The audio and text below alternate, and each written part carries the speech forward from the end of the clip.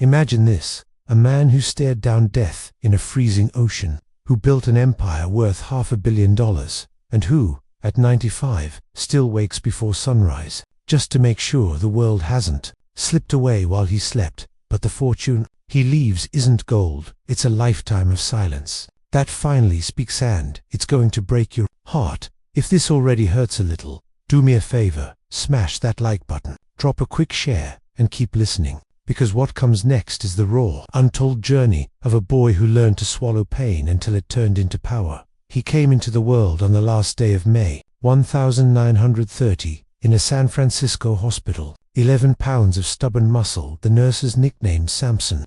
Outside, breadlines curled around city blocks, and fathers disappeared into the fog looking for work. His dad wore calluses like medals. His mum turned a single onion into supper and a bedtime story. They weren't poor in spirit, just in everything else. Before he was 10, the family had moved so many times he stopped unpacking. One night the rent ran out, and they slept in a 36 Ford, windows fogged, baby sister shivering under mum's coat. He pressed his spine against the cold door handle so the wind couldn't find her. Rain drummed the roof like a warning. He didn't cry. Crying cost energy they didn't have. That night he made a promise to the dark. One day, I'll own something the bank can't repossess. Fast forward 21 years. He's a lanky army private, teaching rich kids to swim at Fort Ord. A routine hop to Seattle turns into nightmare when the plane's engines cough and die. The cabin fills with black water. He kicks out a window, swims blind for 5 hours, lungs on fire, stars spinning above him like loose bullets. When his fingers finally scrape sand, he doesn't cheer. He just whispers, "Not today." That ocean tried to collect early. He refused the receipt. Halfway through our story, pause right here. If you feel that twist in your chest, share this with one person who needs to hear that survival is a skill you can learn. Hit subscribe so the next chapter finds you first.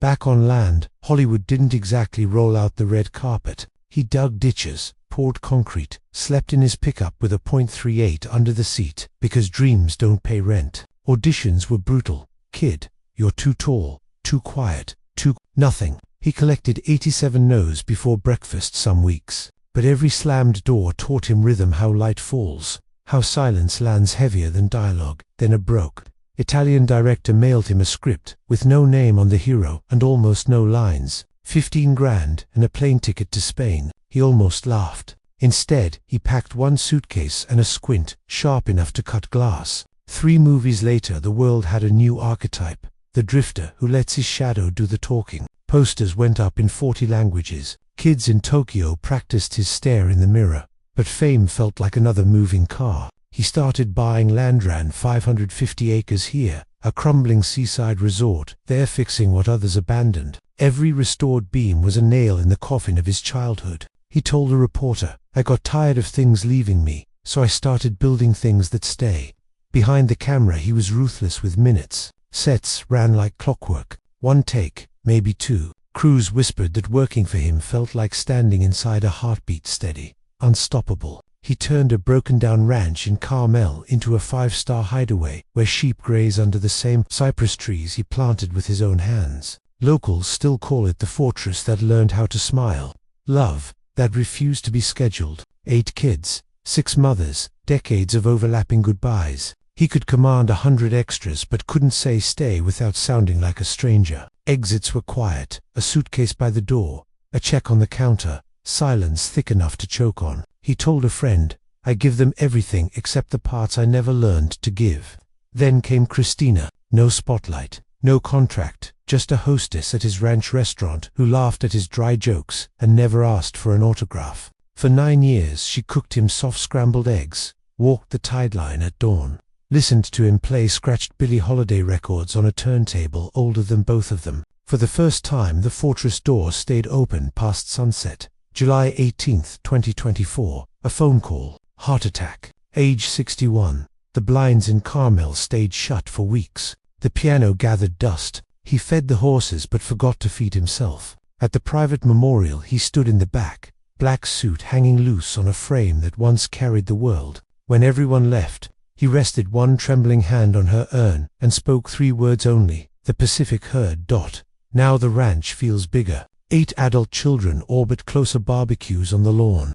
Grandchildren racing barefoot through rooms that used to echo only with boots. He sits at the head of the table saying almost nothing, eyes soft, letting their noise fill every corner he kept empty for 95 years. Mornings he still walks the hill. Same route, slower pace. He stops where the grass gives way to cliff, watches container ships crawl the horizon like toys, and finally, Cliff the wind carries sentences he never mailed. I should have said it louder.